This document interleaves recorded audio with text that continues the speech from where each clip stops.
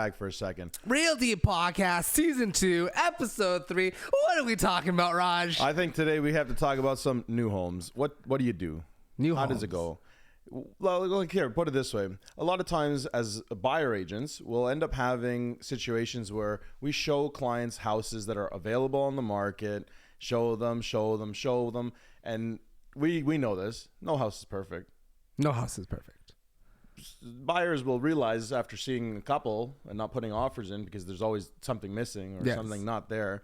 So like you're always going to have a gap in what you want and what you get, right? Yes. And this is one of the things that we always suggest to people. Like if what you want is not on the market, your next two options end up being, okay, buy a lot and build the house yourself. Yes. Which is a little bit sometimes a very overwhelming thing to suggest to somebody that's just like, I want to live somewhere. Yeah.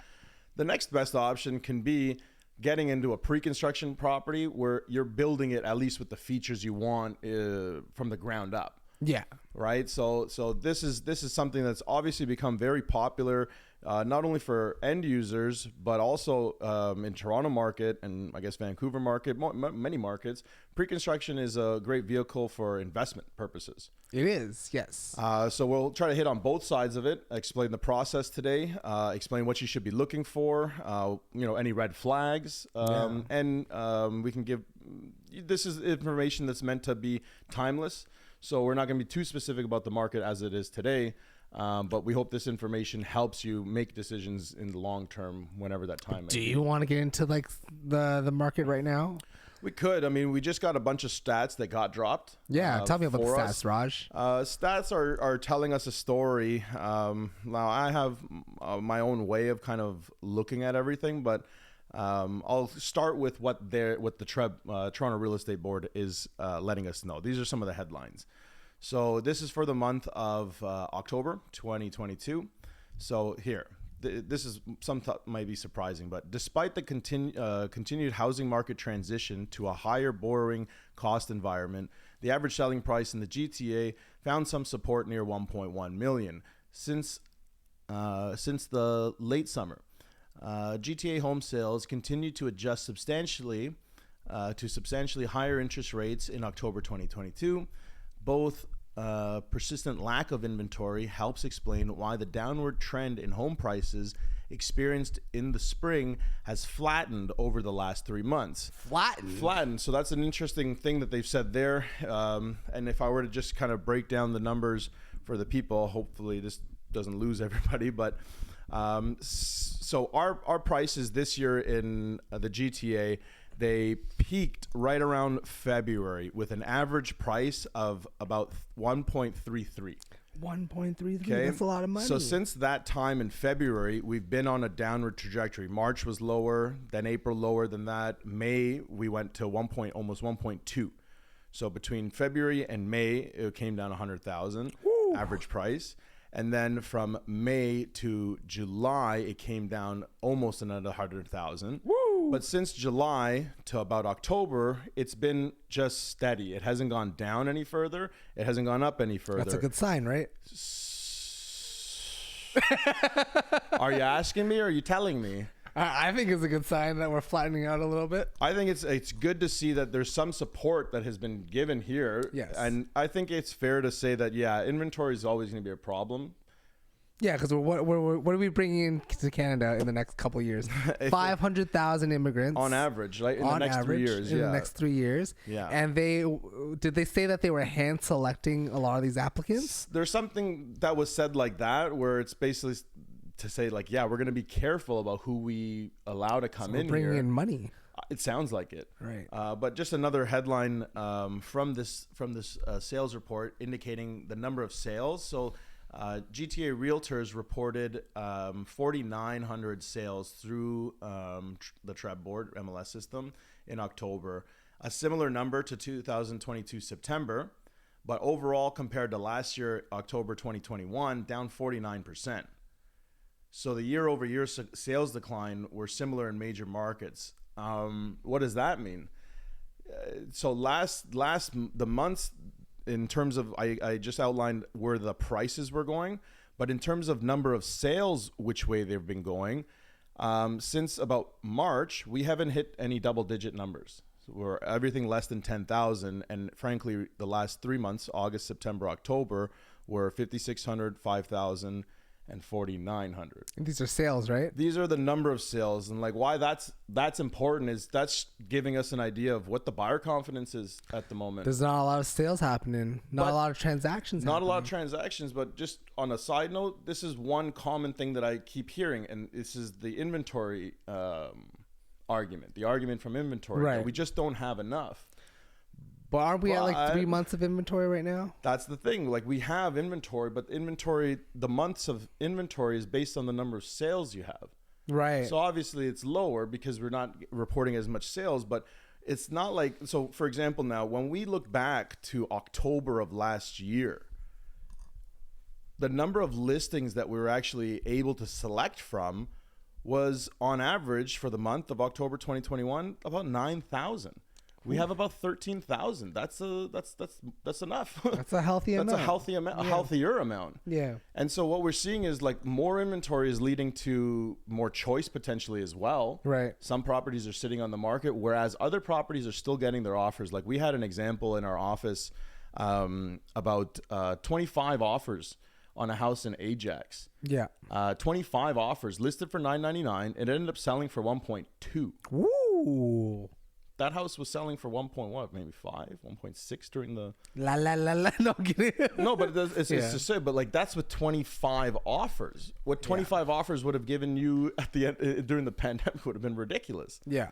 So, anyways, what it means, like when I say flattening, I think it's still more data needs to come out before we can actually gauge what the effect has been. There's our sample size is fairly small to know what the actual baseline price is, right? It's the same way I think in the peak when everyone was kind of like shooting for the stars for prices. There was no real baseline to gauge what the what market value was. So what was the cliche statement? $10,000. What do you want? What do you want? How much more? What's the highest offer? I'll give you 10 more. I would hate if that's like and this is the silly part about it because you're on the listing side of things too. But how many agents approach you like that and just say, "What do you want? What does my client need to pay to get this house?" More money. And as an agent, you like as the listing agent, you just more money, and they go, "Okay." Well, anyways, that's how it is. But yeah, so like. The stats we can go very in depth in the stats, and sometimes we're hesitant about saying a lot about the stats because we know the numbers can kind of bore people at the end of the day. Yeah. But to analyze the facts and really get an idea of which way the market's heading is important for us as agents. Yes. It's the advice that we end up giving to our clients because frankly a lot of people would like to know when is the bottom, when's the good time to buy. You know, is there anything that I'm missing that might impact my decision making? So these are the kind of things that we look at. The stats speak for themselves, but I think it's interesting to see. We're going to go into the next 2 months. We're probably going to have another interest rate hike in December. Yes. Maybe in January. And like on a side note, something related to what's going on right now, Bank of Canada and the U.S. Fed have indicated that they're still holding on their course to raise the interest rates first before they drop them. Right. And now there's a question that ends up being, okay, I think we're nearing the end of the rate hike cycle. But what does nearing mean? Meaning that within the next few quarters, 2 to 3 quarters, we might have reached the maximum that they can raise the rates without gauging the response in the markets, because it's not just real estate they have to be worried about, it's all these other markets as well. So global economics is at play too. Mm-hmm. So when it comes to that kind of thing, if for example they raised it 25 basis points and then another 25 basis points, that's still everybody's mortgage going up. Even though it's not a lot, it's still up by a significant amount. You're still spending more per month on everything, right? Yeah, like going back to that, if they end up realizing that, okay, it's starting to have an effect. It takes time for that to show up in the markets. About a year, they say sometimes. And remember, when they start doing the cuts was like April or so. So then if they start slowing down the rates increases, they'll need to pause for a bit. We need to breathe, right? Well, the breather is going to be at the top of the mountain. It's harder to breathe at the top of a mountain. Yeah. You know what I mean? So like if they hold you up there too long, that's going to cause that's a possible reason for stress in the a further reason for stress. So that's when, like, I think what we saw in the market here, there's a lot of people that were speculating perhaps that the rate hike cycle was going to end sooner rather than later, and the Fed came out and said, don't count on it. Speculators. They're still out there. Speculators. Here's a question for you. Where do we see the most speculators in the real estate market? Pre-construction. I think it starts with pre and it rhymes with obstruction. Pre-construction. Let's talk about that then. Why is it something that, okay, so who are the people? Is it people, like, I think some people get this idea that people buying pre-construction real estate showing up in Rolls Royces. You know, they're wearing their gold watches and their gold chains, and they're showing up and just buying blocks out. There's definitely some of those. You heard about that guy that was buying out, what was it, an entire block of the condo? Which condo was it? I don't remember which condo it was. But there are people I do know and have heard stories where they've bought entire floors of condos to themselves. So yeah, those people. Oh, that was the Elton John building. That's the one right, where they bought the whole floor. So anyways, like that's something that's very true. Speculation in the pre-con market exists. Let's talk about, you said, why would we want to park your money or try your money to make a return on pre-construction? Pre-construction is very appealing to a lot of people because of the deposit structure. So typically you would need 20% down over a course of, let's say, 2 to 5 years, right? The first 15% is usually due within the first 2, and the last 5 is usually due on occupancy, and that's when you get possession of the unit, but you don't own the unit yet. Yeah. The second one is that you don't need a mortgage until you close on the property, which would probably be 3 to 5 years out. So people who have cash on hand but can't afford a mortgage will typically lean towards pre-construction if they want to invest in real estate, because they can they have capital, they have cash. That's right. But they can't afford a mortgage at the moment. Yeah. So it's a good place to invest in something. Yeah, or they don't want the mortgage. Yeah, or they don't want the mortgage. So then that's where we get people who invest in pre-construction, and they do something closer to the closing date called an assignment. Hold on. Okay, let's pause you right there, and just we'll come right back to that. Just go a little bit slower now, because let's just say there's somebody that sees the project. They have the capital. Yes. They've never done this before. Right. So they end up finding, let's say they or their realtor end up presenting a bunch of different options to them, and they select project A. Okay. So then they go to project A. No kidding. Yeah. So they go to project A, and basically, like you said, they're going to be having, when they sign the paper, yes, or before they sign the paper, tell me what happens. So they got to make some sort of, because pre-construction is pre-construction and there is no building for you to look at, there might be a sales center where you can maybe see some of the finishings that the buildings will have, and they'll offer you some floor plans on what you might want to buy.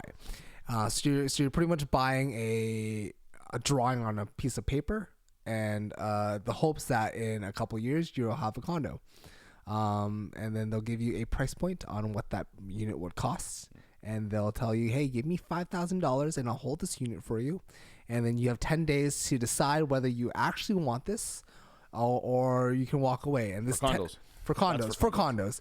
And these 10 days are called the rescission period or the cool down period.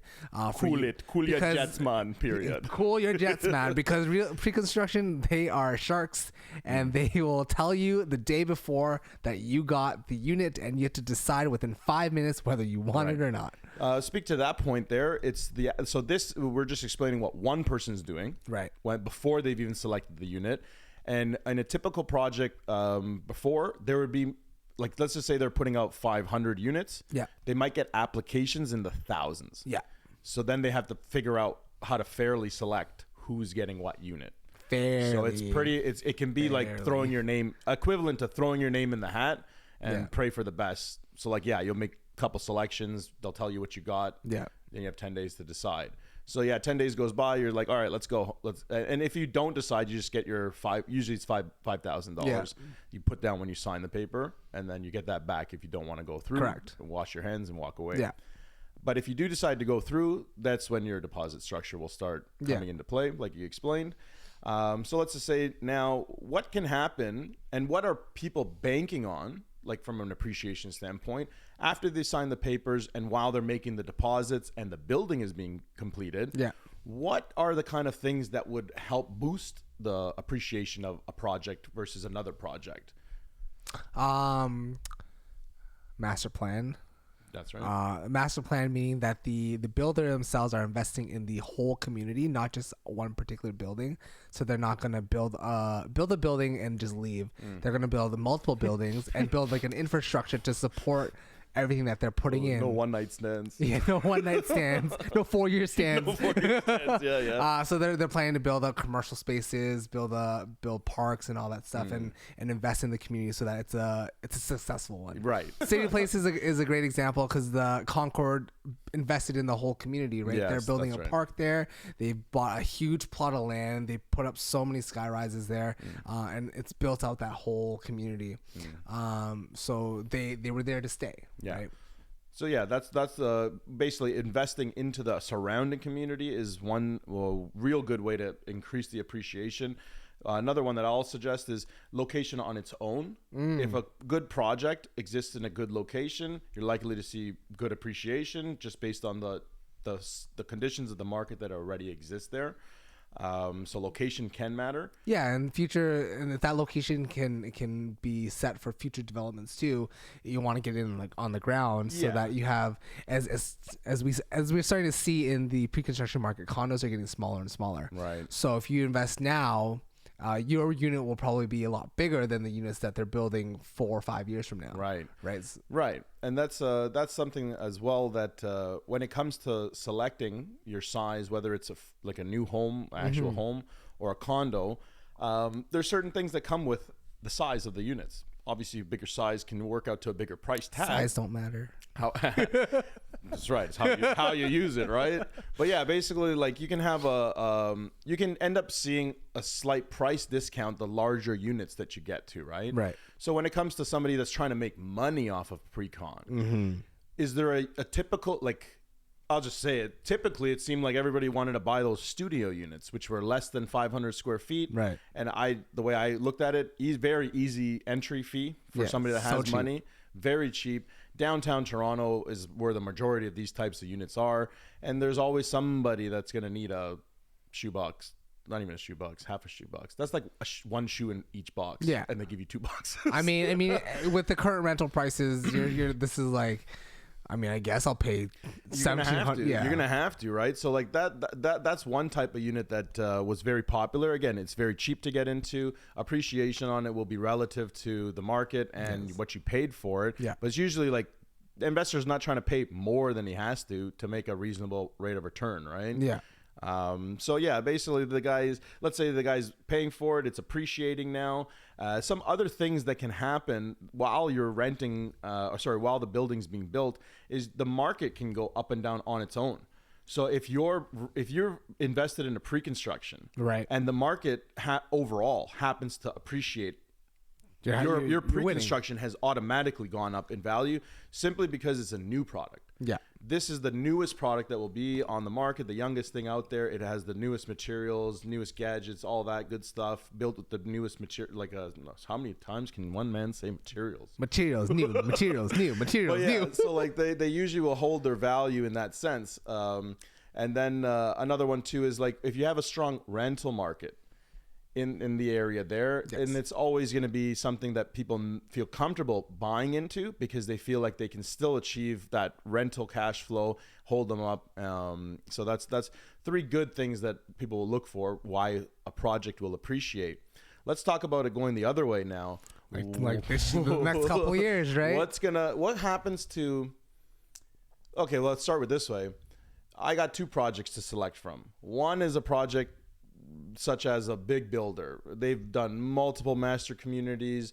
They charge what they charge, which is usually more expensive than the other ones, but they have their track record. And now you have a new development company that you're trying to find on the internet, but you can't find anything on the internet about them, trying to find where they've done work, and maybe it's a different province or country, and they have their incentive plan. Because a lot of this stuff is based on incentives. Well, like when it comes to a builder and who's building, does it matter? Yes. To you? 1000%. Tell me why. Don't tell me. Tell the people. One, there's a lot of red tape to build in, especially Toronto or the GTA, Ontario. So a builder with a good track record knows how to navigate through those waters. A reputable, established builder will also have the foresight to plan accordingly and build in costs. They have more money in their company that they can adjust for. They know what they're doing.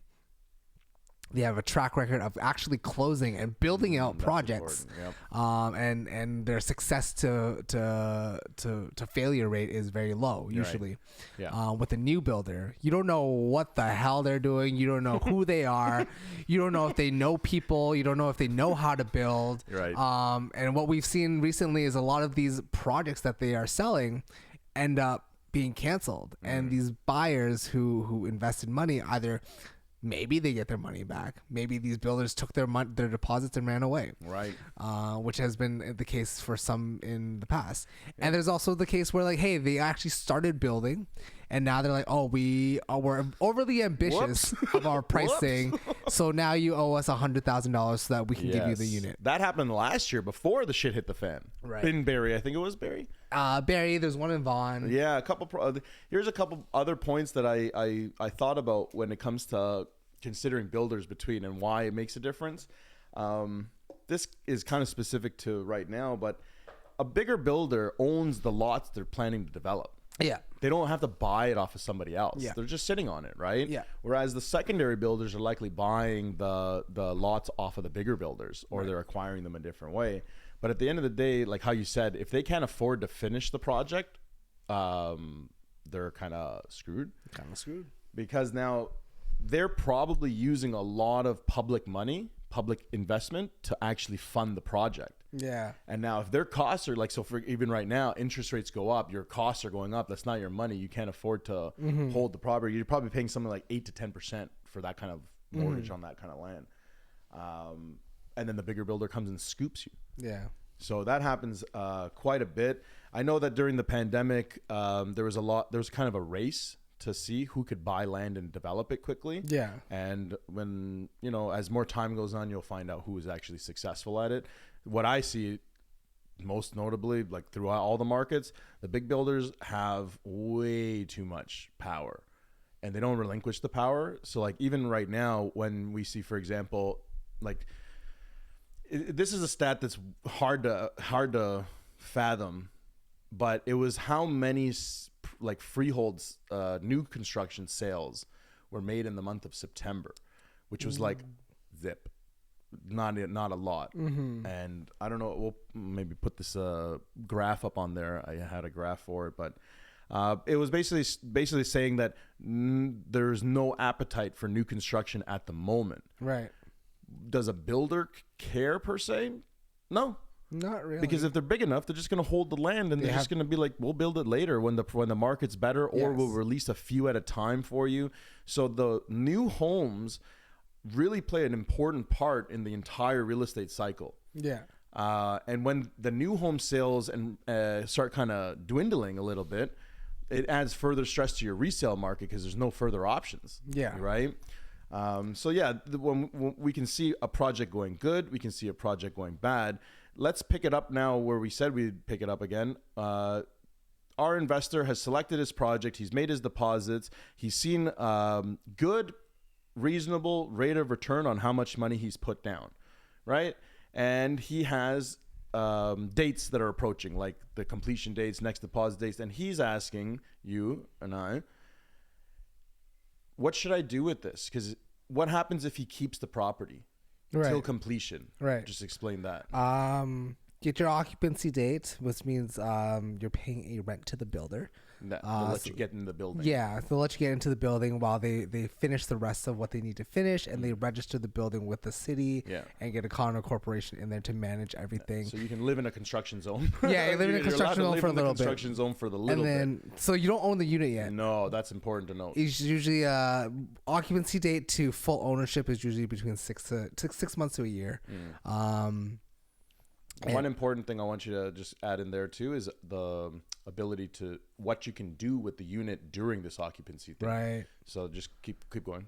Yeah. So let's say you finish your occupancy phase, you have the unit now.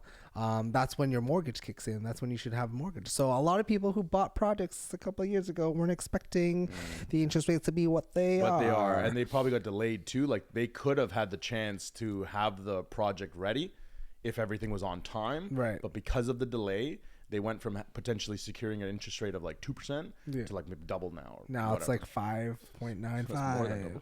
Anyways, yeah. So yeah, basically continue. So the dilemma a lot of people are trying to figure out now is, hey, do we hold on to the property or do we try to sell it? But in this current market, there's a lot of vultures looking for desperate people. Yeah. So right? Explain that now. What are your options to sell the property? Because like you said, I don't technically own the unit yet. So I have to. How do I like? Some builders will allow you to assign the piece of paper that gives you the right to own the unit in the future. The contract to so you flip the contract to someone else, and you'll negotiate a deal with another buyer, and they'll take it off your hands. In a down market, you're probably going to be losing money. Discount. You got to sell it at a discount. Yeah, you got to sell at a discount. Or in a hot market, you're going to be. This is where a lot of speculators and investors hope to make their money off of, right? Because they don't want a mortgage. They just want to flip you a piece of paper and make their $100K. $200K profit, which has been done in the past 2 to 3 years, I would say, religiously, at least, right? But sorry, continue with your butt. Watch your butt. In the pandemic, the biggest thing, because pre-construction was so hot during the pandemic, and prices were on the rise. Do you know what a lot of realtors were saying? Yeah. Hey, there's so much equity in your house. You don't want to buy a resale property? How about you take out a HELOC, tap your house, refinance, and take that extra equity and invest in a pre-construction for your kids in the future? Okay. It's it's not the way that I will say stuff. It's not a bad idea. Not a bad, if it's specific and it's a plan, part of a plan, and there's numbers behind it, support behind it, by all means, let's figure it out and let's do it. But if there was no plan behind it and it was simply we can make money doing it, guess what that is? It's a speculator. Speculators mount up. Yeah. And I think you're right. We saw that evidence of that in how much HELOCs were taken out, whether that was for renting their like finishing renovating their homes. Right. More times than not, it was HELOC to either help kids buy a house, or to speculate on something else in the long term. So yeah, basically the guy. Let's say that's happened now. The person opted to sell this place without closing on it, which is what we just explained as an assignment sale. He gets paid, and then he's gotta pay some capital gains. I think this is the one that is most oftentimes overlooked. Yeah. And it's an assumption that, again, it's been proven right many times in the like our market, for example, for 20 fucking years, we've just been going up. Okay. Right. And so in 20 years, people have gotten a lot of reinforcement that this works. It keeps working. It's like they have a license to print their own cash at that point. Right. Yeah. So when it's working like that, by all means, my advice always ends up being like, look, there's going to come a time where if you are looking to make quick money, it's going to go quick too. Right. And so like whenever I advise my clients about pre-construction, I can only say I've only really done 2 assignments where my clients wanted to get out, but the rest of them, they've seen them through. How long you have to hold the property in order to actually see a profit that offsets your capital gains and actually gives you something hefty in your pocket. It depends on like Depends. It depends because like sometimes these we have one guy in our office who bought a pre-construction 7 years ago, right? It took 7 years. It was supposed to be a 4-year project. It took 7 years to build, right? And obviously he bought it at like a very low price. He bought it for like 350. Right. His condo is now worth 750. Right. Right. Just because of the time. Time. Yeah. Right. Time. So he, no matter what would happen, he made money either way. Either way. That's right. Whether But in that sense, 7 years is kind of falls in line with how long I usually say. Like you might, it's usually a term. Yeah. Go through a term, see what you end up having at the end, and see what. And then by the time 6-7 years comes around, you should have made enough equity in the property to do what you want. This guy made a lot of his equity via appreciation. Yeah. Right. The other one is obviously renting it out. But continue. Renting out, but like even let's say it's a project that finishes on time. Usually there'll be a lot of sales and people trying to get rid of their units right off the bat. That's true. So you kind of want to. You can be one of those people, but if you want like proper gains and stuff like that, you might want to wait a year or two afterwards so that the building gets established. People there's fewer people trying to like you avoid the sell off. You avoid the sell off because we see that actually all the time. New building is closes and the occupancy period starts, and the first thing we'll see is a flood of assignments and a flood of rentals. Yeah. People trying to rent the unit out or sell the unit. Yeah. Whichever one comes first and has better terms, they'll take. Yeah. And then after that, we notice that you'll have some that are bouncing around in price, but there's going to be somebody that starts setting the prices. Yeah. And then that's where everything sticks. Mm-hmm. So yeah, once that's done, now you're in your unit. You still also have an additional benefit, I guess you can say, because everything's new in your building. Yeah. You got the warranty, carry on. Yes. Right. So you end up getting it's basically when you buy a resale house and you buy the stove, the fridge, all that stuff. The dings in the house, you're getting all the scratches, unless they said they're going to fix it, but most times no. Mm-hmm. And you have to be the one that fixes it. But because this is a brand new building, if there's any deficiencies in like the workmanship or say, hey builder, what the fuck? Yeah, what the fuck? What the fuck is this? Did you have to go through that recently? Idiot working on how high was the guy that was working? Like this is a pre-construction condo. It's under like where we're filming from right now is an example of what pre-construction ends up looking like. Right. We're in interim. Look at this beautiful wall. Look at this wall. I have artwork. See, this is Tiger. Everybody say hi to Tiger, and this is the biggest thing to come out of St. John's. But anyways, yeah, like we're in occupancy right now, and the building, when I moved in, it was not too full. There was only a few people, and like they released the units from floor up to down. So the 6th floor here was in first and so on and so forth. But now, a couple months in, the building itself is more full. You can see the parking garage is being used. There's more people walking around. The garbage chute is going out of order more often. But yeah, during this time, like I see a lot of people trying to rent it. Actually, in this one right now, there's one guy trying to rent. But like, hey, he's one of those classic, I think I can rent it for a lot of money because nobody else is renting it. Ooh. And so he puts his price up quite high. Yeah. But then everybody else starts renting it and seeing his price and going like, okay, here's my unit for $200 cheaper. Right. And then he has to make a decision of whether his unit is more special than all the other. Of course it's special. It's whatever. his. No, I'm kidding. Yeah. So like pre-construction is definitely something that it has a lot of moving parts to it. It does. Understanding the process is, I think, just paramount to your ability to navigate the pre-construction market. Yeah. Select a good project, and make sure that you can healthily make your deposits and withstand whatever comes in the market while the process of building goes on. Because like I've talked to people all the time, say I want to invest in pre-con. Okay, well what else are you investing in? And then they said, no, this is all I want to invest in. And he said, like, you can do it, you're just taking a chance on it at the end of the day. And if you're doing it on a budget, like I can only afford this, so I need to find a project that fits my budget. Yeah. Then you're gonna go along with a project as opposed to buying the better one, right, for the better reasons, right? So it always helps to have an expert on your side when it comes to these matters, because if you go into the sales center to talk to those guys, they will sell you on the razzle dazzle. Over the last couple of years, pre-construction has been priced in forward value, right? They've been pricing for the future, so like you're buying at a future price, you're not buying at today's price. Yeah. And one of the issues we are seeing now, especially in like the freehold pre-construction, is that these products that are being completed today are no longer appraising at the value they sold it for. Oh, yes. So now that you bought a $1.2 million pre-construction project, the bank is saying no, it's worth $1 million. So you've already given 20% of the 1.2, and now you have to come up with another $200,000 somewhere to hold it. And like, yeah, that's where the HELOCs are coming in, and that's where I know that when a builder does that, there's always they always tell you, like, look, you're what they call levies and caps. Yeah. How much the project can go up by while they're building, because, you know, costs incurred or whatever.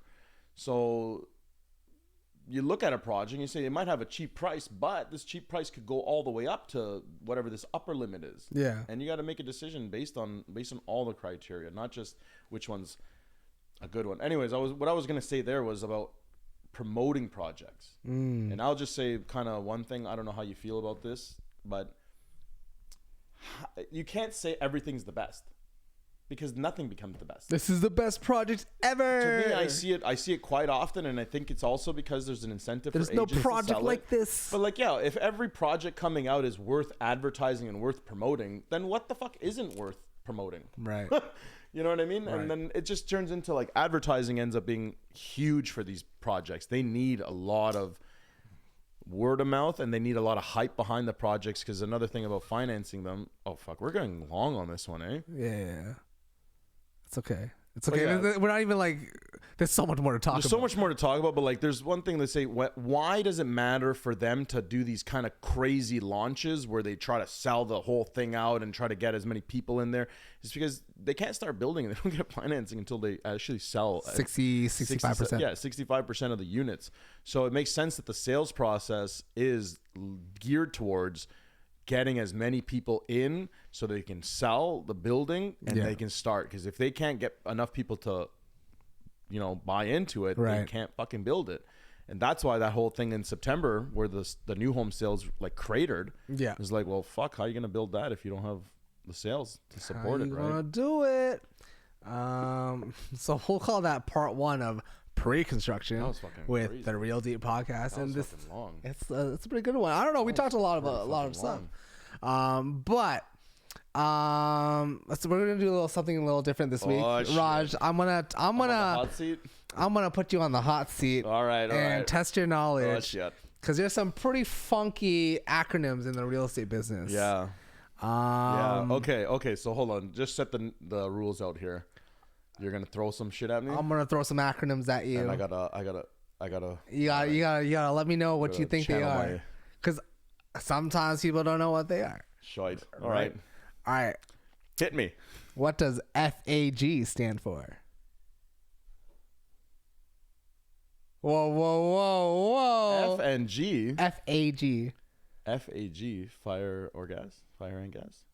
Forced air gas. Forced air gas. Are you a realtor? No, Forced air gas. That's one. Threw me off, man. I wasn't ready, man. Okay, I'm ready, coach. You ready, coach? What does CAC stand for? CAC. CAC stands for Central Air Conditioning System. Ding, ding, ding. Tell him what he's won. All right. Okay, one for one. What? 1 for 2. 1 for 1. Yeah. What? Yeah. We're gonna cut out that one that I got wrong. Yeah. What does a DPLX stand for? A DPLX stands for a duplex, which is two single family residents in one property. Ooh, he's got it.